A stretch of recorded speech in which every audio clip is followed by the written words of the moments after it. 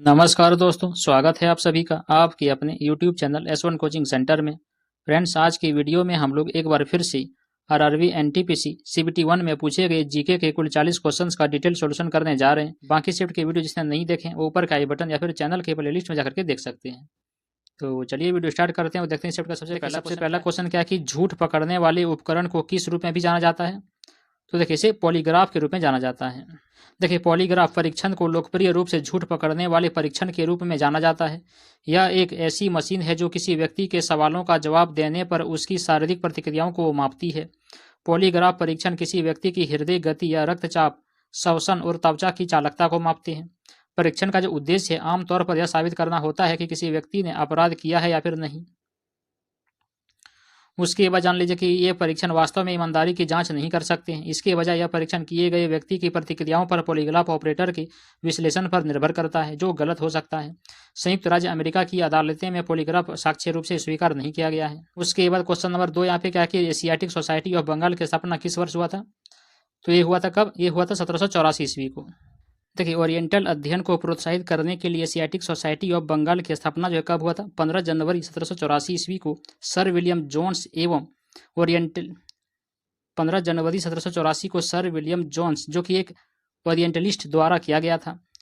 उसके बाद जान लीजिए कि ऑक्सफोर्ड विश्वविद्यालय की एक उत्कृष्ट विद्वान सर्वोच्च न्यायालय के न्यायाधीश के रूप में 1773 में कोलकाता पहुंचे और उनके आगमन के बाद क्या हुआ? सोसाइटी की स्थापना हो गया। उसके बाद जान लीजिए कि एशियाटिक सोसाइटी को बंगाल के गवर्नर जनरल, जो कि 1772 से 1785 तक थे, वारेन हेस्टिंग्स का समर्थन प्राप्त था।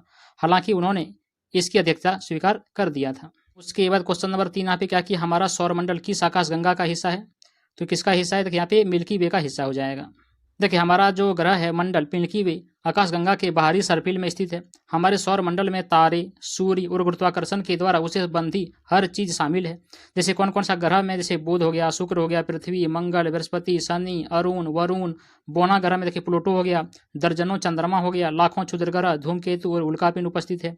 वैज्ञानिकों ने मिल्की वे में अन्य तारों की परिक्रमा करने वाले हजारों ग्रह प्रणालियों की खोज किया था। उसके बाद जान लीजिए कि मिल्की वे आकाशगंगा होते हैं जिसमें हमारा और सौरमंडल शामिल है। रात में आकाश के तारे उसके जान लीजिए कि रात के आकाश में तारों से बनी प्रकाश की एक धुंधली पट्टी दिखाई देती है, जिसे नग्न आंखों से अलग अलग नहीं पहचाना जा सकता है। उसके बाद क्वेश्चन नंबर 4 यहाँ पे देखिए क्या है कि रायसीना हिल जो स्थित है कहाँ पर। तो देखिए ये कहाँ पर स्थित है? तो यह राष्ट्रपति भवन के समान स्थान पर ही स्थित हो जाएगा यहाँ पे। ठीक है, देखिए रायसीना हिल नई दिल्ली का एक क्षेत्र है जहां भारत की सबसे महत्वपूर्ण सरकारी इमारतें हैं, जिनमें राष्ट्रपति भवन हो गया, भारत के राष्ट्रपति का आधिकारिक निवास और प्रधानमंत्री कार्यालय और कई अन्य महत्वपूर्ण मंत्रालय शामिल है। रायसीना हिल शब्द का जो प्रयोग है अक्सर भारत सरकार की सीट के लिए एक उपनाम के रूप में किया जाता है। यह भारत की संसद, राजपथ और इंडिया गेट सहित महत्वपूर्ण इमारतों और संरचनाओं से घिरा हुआ है। उसके बाद जान लीजिए कि यह शब्द वायसराय हाउस का निर्माण शुरू करने के लिए 1894 भूमि अधिग्रहण अधिनियम के तहत स्थानीय गांवों के 300 परिवारों की भूमि के अधिग्रहण के बाद गढ़ा गया था। उसके बाद जान लीजिए कि पहाड़ी 266 मीटर ऊंची है, जो आसपास के क्षेत्र से लगभग 18 मीटर ऊंची है। उसके बाद क्वेश्चन नंबर 5 यहाँ पे क्या कि प्रत्यक्ष कार्यवाही दिवस का आह्वान किया था किसने? तो किसने किया था? देखिए क्या था? मोहम्मद अली जिन्ना ने किया था। मोहम्मद अली जिन्ना ने 16 अगस्त 1946 को प्रत्यक्ष कार्रवाई दिवस की घोषणा किया और पूरे देश में मुसलमानों से सभी व्यवसाय निलंबित करने का आह्वान किया था। इसे 1946 कलकत्ता हत्याओं के रूप में भी जाना जाता है। यह देशव्यापी सांप्रदायिक दंगों का दिन था, जिसके कारण ब्रिटिश भारत के बंगाल प्रांत के कलकत्ता शहर में मुसलमानों और हिंदुओं के बीच बड़े पैमाने पर हिंसा हुआ था। उसके बाद जान लीजिए कि इस दिन से the week of the long knives की शुरुआत हुआ, जिसे अब डायरेक्ट एक्शन डे के रूप में जाना जाता है। 16 अगस्त ने खुद को भारतीय इतिहास में शायद सबसे महत्वपूर्ण दिनों में से एक के ठीक के बगल में खड़ा कर दिया था इसको। उसके बाद क्वेश्चन नंबर 6 यहाँ पे कहा कि निम्न में से कौन सा राष्ट्रीय राजमार्ग जो है काजीरंगा राष्ट्रीय उद्यान से होकर गुजरता है, जो वनस्पतियों के लिए एक प्रमुख खतरा हो जाएगा। तो ये हो जाएगा, देखिए ये होगा NH37। ठीक है ना, NH37। देखिए केंद्र असम में काजीरंगा राष्ट्रीय उद्यान से गुजरने वाले देशव्यापी राजमार्ग NH37 पर एक फ्लाईओवर बनने की योजना बना रहा है। काजीरंगा राष्ट्रीय उद्यान जो है राष्ट्रीय टोल रोड 37 से होकर गुजरता है। 2016 के दक्षिण एशियाई खेलों में साइकिल चलाने की घटनाओं के लिए भी इस राजमार्ग का उपयोग किया गया था। रिपोर्टों के अनुसार भारत के असम में काजीरंगा राष्ट्रीय उद्यान के दक्षिणी किनारे पर चलने वाले राजमार्ग के हिस्से पर सरीसृपों की सतत मृत्यु दर में वृद्धि हुई है।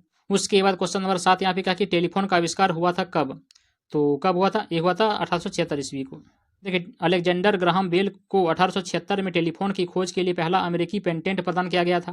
प्राथमिक फोन में 2 घटक होते थे, एक ट्रांसमीटर और एक रिसीवर। इसके आविष्कार के 7 वर्षों के भीतर बॉम्बे, मद्रास और कोलकाता में टेलीफोन एक्सचेंज स्थापित किया गया था। उसके बाद क्वेश्चन नंबर 8 यहाँ पे कहा कि निम्न में से किसे 24 दिसंबर 2014 को भारत का सर्वोच्च नागरिक पुरस्कार भारत रत्न प्राप्त हुआ था? तो ये किसे मिला था? देखिए, ये मिला था मदन मोहन मालवीय को। देखिए, 24 दिसंबर 2014 को मदन मोहन मालवीय को भारत के सर्वोच्च नागरिक सम्मान भारत रत्न से सम्मानित किया गया था। पंडित मदन मोहन मालवीय का जन्म 25 दिसंबर 1861 को उत्तर प्रदेश के इलाहाबाद में हुआ था। मालवीय जो है भारत स्काउट्स और पाठ्यक्रमों के संस्थापकों में से एक बने थे। उसके बाद क्वेश्चन नंबर 9 यहाँ पे कहा कि भारत छोड़ो आंदोलन की शुरुआत हुआ था कहाँ पर? तो ये हुआ था, देखिए, मुंबई से हुआ था। ठीक है, पहले इसको बम्बे बोला जाता था। देखिए, 8 अगस्त 1942 को बॉम्बे में अखिल भारतीय कांग्रेस कमेटी की बैठक में मोहनदास करमचंद गांधी ने भारत छोड़ो आंदोलन शुरुआत किया था। अगले दिन गांधी, नेहरू और भारतीय राष्ट्रीय कांग्रेस के कई अन्य नेताओं को ब्रिटिश सरकार के द्वारा गिरफ्तार कर लिया गया था। आंदोलन का जो तत्कालीन कारण था वो था क्रिप्स मिशन का पतन होना। द्वितीय विश्व युद्ध में भारत की ओर से अंग्रेजों को बिना शर्त समर्थन देने की ब्रिटिश धारणा को भारतीय राष्ट्रीय कांग्रेस के द्वारा उचित रूप से स्वीकार नहीं किया गया है। उसके बाद क्वेश्चन नंबर 10 यहाँ पे क्या कि भारत के ग्रैंड ओल्ड मैन के नाम से किसे जाना जाता है? तो किसे जाना जाता है? देखिए, ये हो जाएगा दादा भाई नौरोजी को जाना जाता है। देखिए, दादा भाई नौरोजी को ग्रैंड ओल्ड मैन और भारत का अनौपचारिक राजदूत भी कहा जाता है। नौरोजी जो है भारतीय राष्ट्रीय कांग्रेस में अपने कार्यों के लिए प्रसिद्ध है। वह कोत्स्की और प्लेखानोव के साथ दूसरे अंतर्राष्ट्रीय सदस्य भी बने। 2014 में उप प्रधानमंत्री निक क्लेग ने यूके भारत परिवार के सदस्यों की सेवाओं के लिए दादा भाई नौरोजी पुरस्कार का उद्घाटन किया। उसके बाद क्वेश्चन नंबर 11 देखिए, यहाँ पे कहा कि विश्व पर्यावरण दिवस प्रतिवर्ष मनाया जाता है। तो कब? तो देखिए, ये माना जाता है प्रतिवर्ष 5 जून को मनाया जाता है। देखिए, संयुक्त राष्ट्रीय पर्यावरण कार्यक्रम यानी कि यूनाइटेड नेशन इन्वायरमेंट प्रोग्राम यानी कि यूएनईपी 1973 से प्रतिवर्ष 5 जून को आयोजित किया जाता है। विश्व पर्यावरण दिवस पर्यावरणीय सार्वजनिक पहुंच के लिए सबसे बड़ा वैश्विक मंच है और अंतर्राष्ट्रीय स्तर पर हजारों मनुष्यों का उपयोग करने के लिए व्यापक रूप से जाना जाता है। वर्ष 2022 1972 के स्टॉकहोम सम्मेलन की 50वीं वर्षगांठ का प्रतीक है। 2020 में जर्मनी के साथ साझेदारी में मेजबान कोलंबिया बना था इसमें। उसके बाद क्वेश्चन नंबर 12 यहाँ पे क्या कि हरित क्रांति निम्न में से किससे संबंधित है? तो देखिए, ये हो जाएगा खाद्य एवं अनाज उत्पादन से संबंधित हो जाएगा। देखिए, हरित क्रांति एक ऐसा युग था जो 1960 के दशक में शुरू हुआ, जिसके दौरान भारत में कृषि पीढ़ी को अपनाने के माध्यम से एक आधुनिक व्यवसाय मशीन में परिवर्तित हो गई, जिसमें उच्च उपज वाले किस्म यानी कि हाई एल्डिंग वेराइटीज बीजों का उपयोग शामिल था। विशेष रूप से भारत में कृषि वैज्ञानिक एम एस स्वामीनाथन के नेतृत्व में हुआ था। हरित क्रांति के दीर्घकालिक परिणामों का जो विश्लेषण है वंदना शिवा और अन्य पर्यावरणविदों के द्वारा किया गया है, जो कहते हैं कि इससे अधिक पर्यावरण उत्पन्न हुआ था। उसके बाद जान लीजिए कि भारत में हरित क्रांति पहली बार 1966-67 के अंत में अंतर्राष्ट्रीय दाता एजेंसियों और भारत सरकार के द्वारा जारी एक विकास कार्यक्रम के हिस्से के रूप में पंजाब में शुरू किया गया था। क्वेश्चन नंबर 13 यहाँ पे क्या कि 1 डिग्री अक्षांश लगभग किलोमीटर के बराबर होता है? तो 111 किलोमीटर के बराबर होता है। कि भूमध्य रेखा एक अत्यंत अच्छा वृत्त है और एक वृत्त की परिधि 3600 के बराबर होती है। 10 कोणीय दूरी लगभग 111 किलोमीटर के बराबर होती है। सीमा भूमध्य रेखा के उत्तर या दक्षिण की ओर दूरी आयाम है। इन रेखाओं को समांतर रेखा भी कहा जाता है। रेंज का एक वृत्त एक काल्पनिक वलय है जो एक समानांतर साझा करने वाले सभी बिंदुओं को जोड़ता है। अक्षांश के निशान जिन्हें समानांतर भी कहा जाता है काल्पनिक रेखाएं हैं जो पृथ्वी को विभाजित करती है। उसके बाद क्वेश्चन नंबर 14 यहाँ पे क्या कि अंतर्राष्ट्रीय प्रकाश दिवस कब मनाया जाता है? ये कब मनाया जाता है? ये मनाया जाता है 16 मई को मनाया जाता है। देखिए, अंतर्राष्ट्रीय प्रकाश दिवस प्रत्येक वर्ष 16 मई को मनाया जाता है। यह 1960 में लेजर के पहले सफल ऑपरेशन की वर्षगांठ है। भौतिक विज्ञानी और इंजीनियर थियोडोर मेमन के द्वारा यह दिन वैज्ञानिक सहयोग को मजबूत करने और शांति और सतत विकास को बढ़ावा देने के लिए इसकी क्षमता का दोहन करने का आह्वान था। उसके बाद क्वेश्चन नंबर 15 यहाँ पे क्या कि प्लासी के युद्ध के दौरान बंगाल का नवाब कौन था? तो यह था सिराजुद्दौला था। का युद्ध 23 जून 1757 के दौरान सिराजुद्दौला बंगाल का नवाब था। इस युद्ध में सिराजुद्दौला को उसकी ही सेना ने धोखा दे दिया और ब्रिटिश सेना ने उसे हरा दिया। इस युद्ध के बाद उन्हें पद छोड़ने के लिए मजबूर होना पड़ा था और ब्रिटिश सेना ने भी मीर जाफर को बंगाल का अगला नवाब घोषित कर दिया। प्लासी का जो युद्ध है वो मुर्शिदाबाद, जो कि तत्कालीन बंगाल की राजधानी हुआ करता था, के निकट भागीरथी नदी के तट पर लड़ा गया था। उसके बाद क्वेश्चन नंबर 16 यहाँ पे कहा कि रविंद्रनाथ टैगोर ने अपनी नाइटहुड की पदवी क्यों छोड़ दी थी? तो देखिए, जालियांवाला बाग त्रसादी के कारण छोड़ दी थी। देखिए, जालियांवाला बाग नरसंहार यह घटना था जिसमें ब्रिटिश सैनिकों ने अमृतसर में निहत्थे भारतीयों की एक बड़ी भीड़ को गोलीबारी किया था, जिसमें कई सौ लोग मारे गए थे और कई सैकड़ों घायल हो गए थे। 13 अप्रैल 1919 को अमृतसर के जालियांवाला बाग में हजारों लोग एकत्रित हुए थे। जनरल डायर सशस्त्र सैनिकों के साथ वहां पर पहुंचा और बेखबर भीड़ पर निर्मम गोलीबारी का आदेश दे दिया। उसके देखिए क्या हुआ कि इस त्रसादी की निंदा करते हुए रविंद्रनाथ टैगोर ने अपने नाइटहुड की उपाधि लौटा दिया था। जलियांवाला बाग नरसंहार जो है भारत के स्वतंत्रता इतिहास की सबसे बड़ी घातक घटना है, जिसके परिणाम स्वरूप लगभग 1000 स्वतंत्रता सेनानियों की मृत्यु हो गई थी। इस घटना में रेजिनाल्ड डायर के नेतृत्व में ब्रिटिश सैनिकों ने निर्दोष निहत्थे लोगों को एक समूह में गोलीबारी किया था। यह 13 अप्रैल 1919 को पंजाब के अमृतसर में एक बंद बगीचे जलियांवाला बाग में हुआ था। जो लोग बगीचे के अंदर फंसे हुए थे उन पर बेरहमी से गोलीबारी किया गया और उनकी मौत हो गई। उसके बाद क्वेश्चन नंबर 17 यहाँ पे क्या कि कंप्यूटर में एक मेन्यू में उसकी सूची होती है। तो देखिए मेन्यू में क्या होता है, कमांड्स होता है, ठीक है। देखिए दूरसंचार और कंप्यूटिंग में मेन्यू कंप्यूटर या संचार प्रणाली के उपयोगकर्ता को प्रस्तुत किए गए विकल्पों या कमांड्स की एक सूची है। मेन्यू या तो सिस्टम का संपूर्ण उपयोगकर्ता इंटरफेस हो सकता है या अधिक जटिल इंटरफेस का केवल एक हिस्सा हो सकता है। मेन्यू बार एक ग्राफिकल नियंत्रण तत्व है जिसमें ड्रॉप डाउन मेन्यू होते हैं। मेन्यू बार का जो उद्देश्य है वो विंडो या एप्लीकेशन विशिष्ट मेन्यू के लिए एक सामान्य आवास की आपूर्ति करना है, जो फाइलें खोलने, किसी एप्लीकेशन के साथ इंटरेक्ट करने या फिर सहायता दस्तावेज या मैनुअल प्रदर्शित करने जैसे कार्यों तक पहुंच प्रदान करना होता है। टूल बार और मेन्यू बार के बीच मुख्य अंतर यह है कि टूल बार में छवियां और आइकॉन होते हैं जबकि मेन्यू बार में शब्द होते हैं। उसके बाद क्वेश्चन नंबर 18 यहाँ पे कहा कि 2020 तक भारत के चुनाव आयोग के अनुसार भारत में मतदान की न्यूनतम आयु कितना हो जाएगा। तो ये हो जाएगा कितना, 18 वर्ष हो जाएगा। देखिए मतदान की आयु कानून के द्वारा स्थापित न्यूनतम आयु है जिसे किसी व्यक्ति को सार्वजनिक चुनाव में मतदान करने के योग्य बनने से पहले हासिल करना होगा। मतदान करने की सबसे सामान्य आयु जो है 18 वर्ष का है। हालांकि वर्तमान में मतदान की न्यूनतम आयु 16 वर्ष है और अधिकतम 25 वर्ष है। अधिकांश देशों ने मतदान की न्यूनतम आयु निर्धारित किया है जो अक्सर उनके संविधान में निर्धारित होती है। उसके बाद जान लीजिए कि कई देशों में मतदान देने के पात्र लोगों के लिए मतदान अनिवार्य है जबकि अधिकांशों में यह वैकल्पिक है। जब लोकतंत्र में वोट देने का अधिकार स्थापित किया जा रहा था तो मतदान की आयु आमतौर पर 21 वर्ष या उससे अधिक निर्धारित किया गया था, लेकिन 1970 के दशक में कई देशों ने मतदान की आयु घटाकर 18 वर्ष कर दिया। उसके बाद क्वेश्चन नंबर 19 यहाँ पे क्या कि भारत सरकार के द्वारा निम्न में से किस ग्रामीण आवास, यहाँ पे किस होगा, किस ग्रामीण आवास योजना को प्रधानमंत्री ग्रामीण आवास योजना में पुनर्गठित कर दिया गया है। तो ये हो जाएगा कौन सा, देखिए ये होगा इंदिरा आवास योजना हो जाएगा। देखिए इंदिरा आवास योजना भारत सरकार के द्वारा ग्रामीण आवास योजना था जिसे प्रधानमंत्री ग्रामीण आवास योजना में पुनर्गठित किया गया है। प्रधानमंत्री आवास योजना जो है ग्रामीण को 2022 तक सभी के लिए आवास के उद्देश्य को प्राप्त करने के लिए लॉन्च किया गया था। उसके जरिए ग्रामीण आवास योजना इंदिरा आवास योजना जो कि 1 अप्रैल 2016 से प्रधानमंत्री आवास योजना में पुनर्गठित कर दिया गया था। उसके बाद जान लीजिए कि यह योजना ग्रामीण विकास मंत्रालय के द्वारा शुरू किया गया था। इस योजना का जो लक्ष्य है मार्च 2022 तक के अंत तक सभी को ग्रामीण परिवारों को बुनियादी सुविधाओं के साथ एक पक्का घर उपलब्ध कराना है। जो बेघर है या फिर कच्चे का घरों का में रह जो बेघर या फिर कच्चे घरों में रह रहे हैं उसके लिए किया गया है ये योजना। इसके बाद क्वेश्चन नंबर 20 यहाँ पे क्या कि पूना पैक्ट कब हस्ताक्षरित किए गए थे। तो ये किए गए थे 1932 ईस्वी को।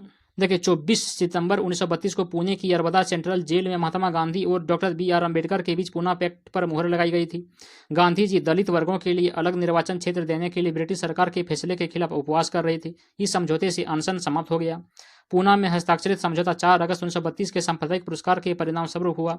ब्रिटिश सरकार का ऐसा प्रस्ताव जो सांप्रदायिक हितों के बीच विभिन्न तनावों को हल करने के प्रयास में भारत के अलग अलग विधानमंडलों में अलग अलग समुदाय को सीटें आवंटित करना होगा।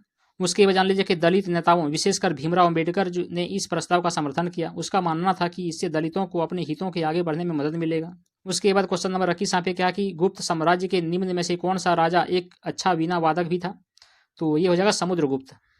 देखिए समुद्रगुप्त ने कविराज यानी कि कवियों का राजा की उपाधि धारण किया था। वह एक विशेषज्ञ वीणा वादक थे। गुप्त राजा समुद्रगुप्त को बांसुरी बजाना और कविताओं में प्रेम करना पसंद था। उन्होंने न केवल स्वयं कई कविताएं लिखी बल्कि कवियों को संरक्षण भी दिया था। इसके कारण उन्हें कविराज या फिर कवियों का राजा कहा जाता था। समुद्रगुप्त को भारत का नेपोलियन भी कहा जाता था। उसके बाद क्वेश्चन नंबर 22 यहाँ पे क्या कि प्रोटियम में कितने न्यूट्रॉन होते हैं। तो ये 0 होते हैं। प्रोटियम में 0। प्रोटियम के नाभिक में कोई भी न्यूट्रॉन नहीं होता है। इसे हाइड्रोजन का सबसे स्थिर समस्थानिक माना जाता है। मूल हाइड्रोजन परमाणु एक एकल इलेक्ट्रॉन के द्वारा परिचालित एक एकल प्रोटॉन को प्रोटियम भी कहा जाता है। न्यूट्रॉन एक उप परमाणविक कण होता है जो साधारणतः हाइड्रोजन को छोड़कर प्रत्येक परमाणु के नाभिक में पाया जाता है। न्यूट्रॉन पर आवेश 0 होता है। उसके बाद क्वेश्चन नंबर 23 यहाँ पे क्या कि भारत में किस तारीख को वर्ष का सबसे छोटा दिन होने की संभावना है। तो ये हो जाएगा 22 दिसंबर को। देखिए उत्तरी गोलार्ध में वर्ष का सबसे छोटा दिन है दिसंबर संक्रांति जो कि 20, 21, 22 और 23 दिसंबर को होती है। उत्तरी ध्रुव सूर्य से सबसे दूर झुका हुआ होता है। यह उत्तरी गोलार्ध में शीतकालीन संक्रांति है जहां यह वर्ष का सबसे छोटा दिन होता है। उसके बाद क्वेश्चन नंबर 24 यहाँ पे क्या कि FAO के सोफिया 2020 डेटा के अनुसार दुनिया में मछली का सबसे बड़ा उत्पादक कौन सा देश हो जाएगा। तो ये चीन देश हो जाएगा। देखिए, चीन विश्व का सबसे बड़ा मछली उत्पादक देश है। यहाँ पांडा देश भारत सहित अपने प्रतिस्पर्धियों में 6 गुना अधिक दूरी के साथ बहुत दूर निकल जाता है। 178.8 मिलियन टन के कुल वैश्विक मछली उत्पादनों के साथ विश्व का 1/3 मछली उत्पादन चीन से आता है। संयुक्त राष्ट्र का खाद्य एवं कृषि संगठन संयुक्त राष्ट्र की एक विशेष एजेंसी है। उसके बाद जान लीजिए कि यह भूख को हराने और पोषण और खाद्य सुरक्षा में सुधार करने के लिए अंतर्राष्ट्रीय प्रयासों का नेतृत्व करता है। इसकी स्थापना 16 अक्टूबर 1945 को हुआ था। क्वेश्चन नंबर 25 यहाँ पे क्या है कि निम्न में से किसने अजमेर में 2.5 दिन का झोपड़ा बनवाया था? तो ये हो जाएगा कुतुबुद्दीन ऐबक हो जाएगा। देखिए, ऐबक उत्तरी भारत का पहला मुस्लिम सल्तनत शासक था। उन्होंने जिस वंश की स्थापना किया उसे गुलाम वंश या फिर मामलुक वंश के नाम से जाना जाता है। उन्होंने दिल्ली और अन्य क्षेत्रों में मस्जिदें बनवाया था। वह शांति के समय में एक उदार राजा के रूप में जाना जाता था और उसे लाख बख्श की उपाधि से सम्मानित भी किया जाता था। उसके बाद जान लीजिए कि 2.5 दिन का झोपड़ा भारत के राजस्थान के अजमेर शहर में स्थित एक बड़ी और भव्य संरचना है। यह भारत की सबसे पुरानी मस्जिदों में से एक है। इसका जो निर्माण कुतुबुद्दीन ऐबक ने करवाया था। क्वेश्चन नंबर 26 यहाँ पे क्या कि नासा, देखिए नासा का फुल फॉर्म क्या था? नेशनल एरोनॉटिक स्पेस एजेंसी होता है, ठीक है, के अनुसार पृथ्वी की भूमि का कितना भाग वनों से ढका हुआ है? तो ये हो जाएगा कितना भाग? तो 30% हो जाएगा। देखिए, प्राकृतिक प्रतिक्रियाओं और मानवीय गतिविधियों के माध्यम से वायुमंडल में उत्सर्जित होने वाले सभी कार्बन के लिए वनों की दुनिया के सबसे बड़ी बैंकों में से एक माना जाता है। वे पृथ्वी की लगभग 30% भूमि को कवर करता है, जबकि पौधों की उत्पादकता में 50% का योगदान रखता है।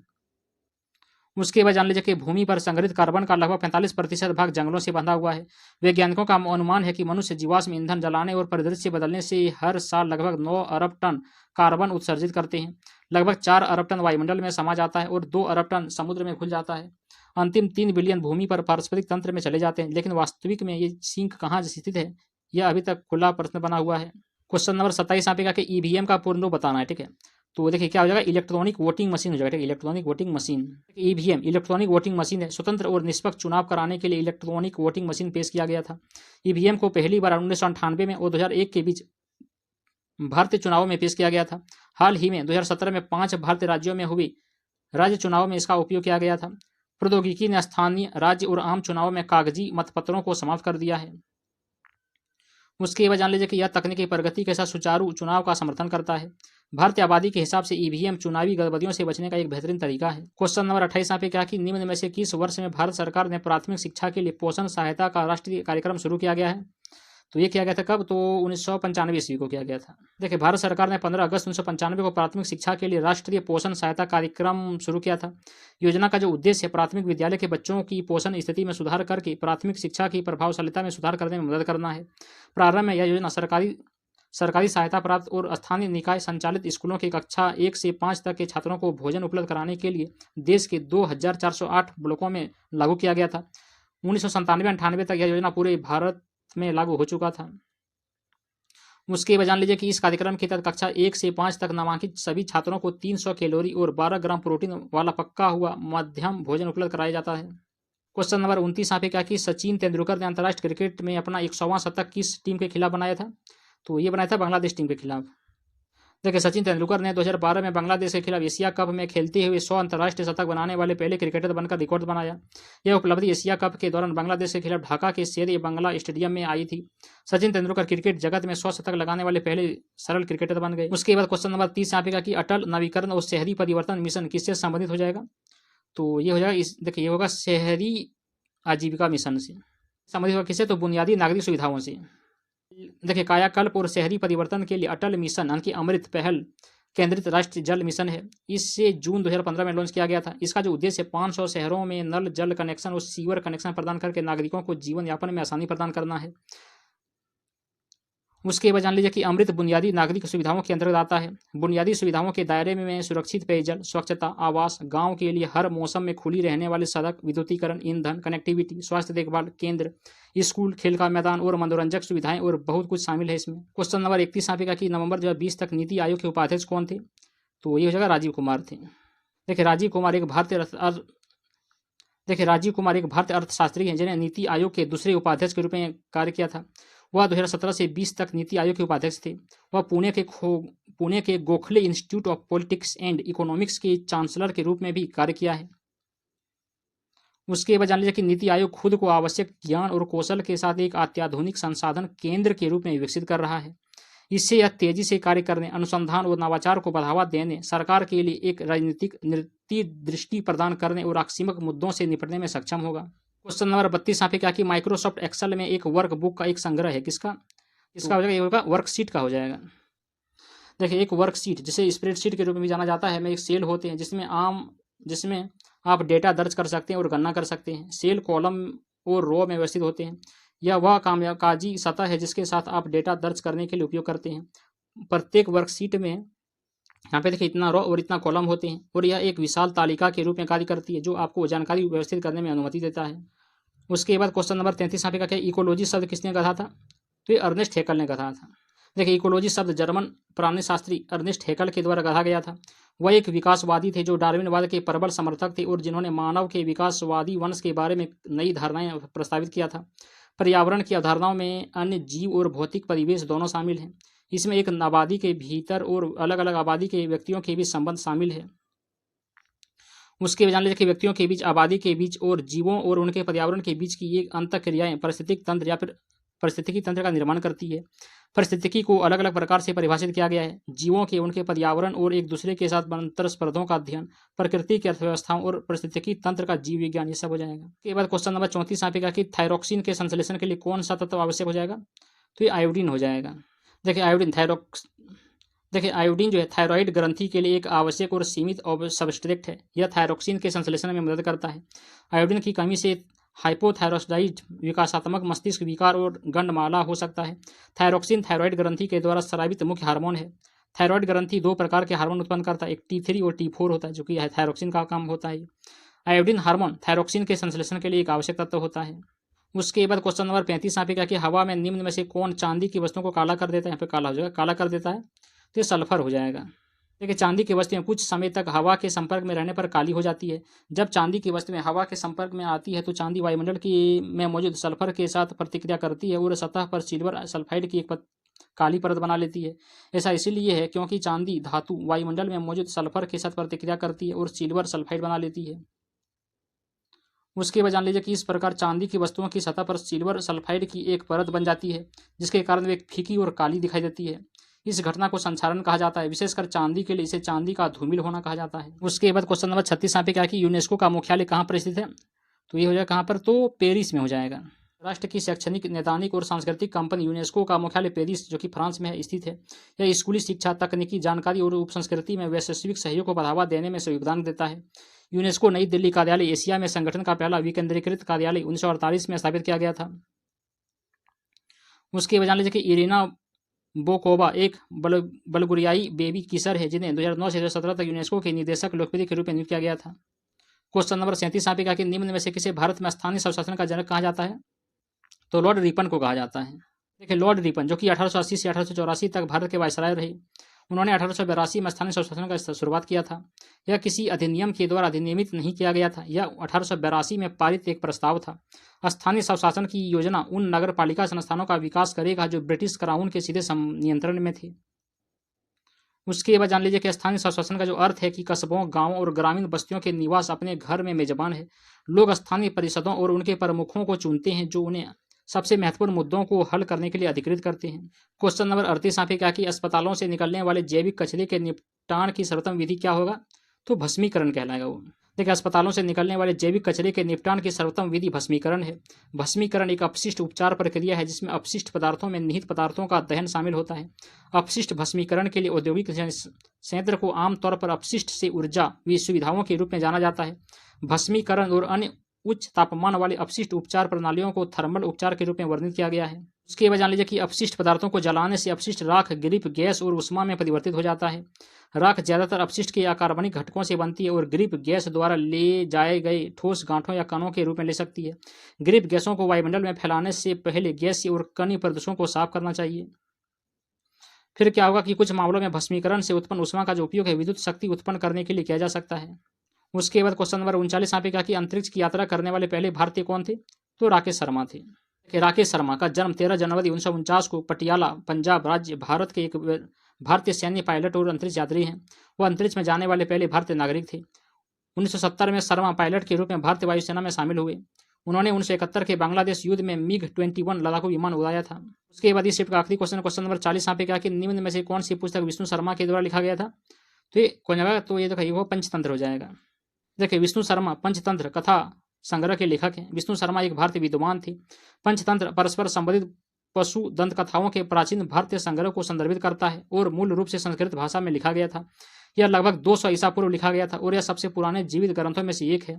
पंचतंत्र का जो अन्य भाषाओं जैसे कि फारसी, सीरिया और अरबी भाषाओं में अनुवाद किया गया है। तो बस इतना ही था फ्रेंड्स। कैसे लगा ये वीडियो कमेंट करके जरूर बताइएगा। चलिए मिलते हैं अगले वीडियो में अगले सेट के क्वेश्चन को लेकर के। तब तक के लिए धन्यवाद। जय हिंद।